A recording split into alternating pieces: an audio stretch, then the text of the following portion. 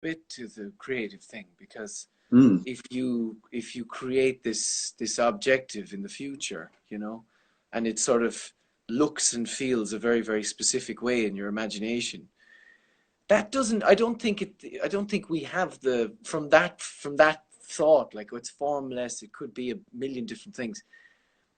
That, I think, is it's I don't know if it's a very helpful idea, because it creates an I know what you ideal. mean.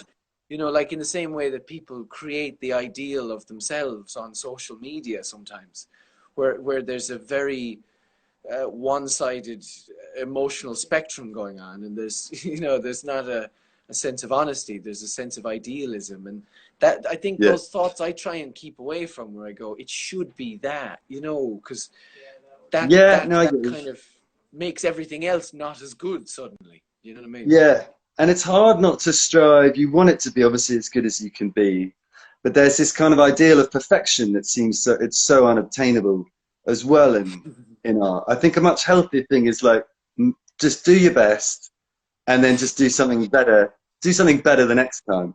Rather than you can Yeah. be really fucking laid into and just ground up in kind of trying to get this one idea right. I've sweated over an idea for so long, you lose sight of it, like we were saying earlier. And it's kind of like it's a healthier way to work. I think you just think, I'll just do this as good as I can, and then I'll just move on and do a better one the next time, and the next time, and the next time. You know what I mean?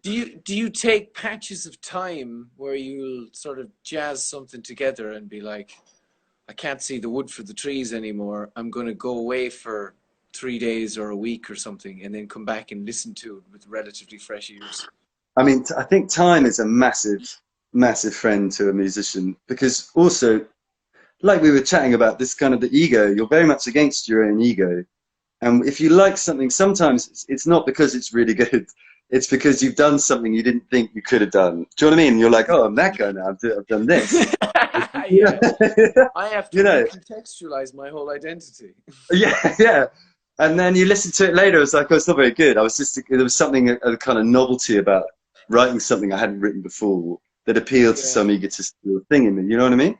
yeah, Whereas good and music is just, for me, it's just really honest. If you can make it honest, that people believe you, like, I think that's the most important thing.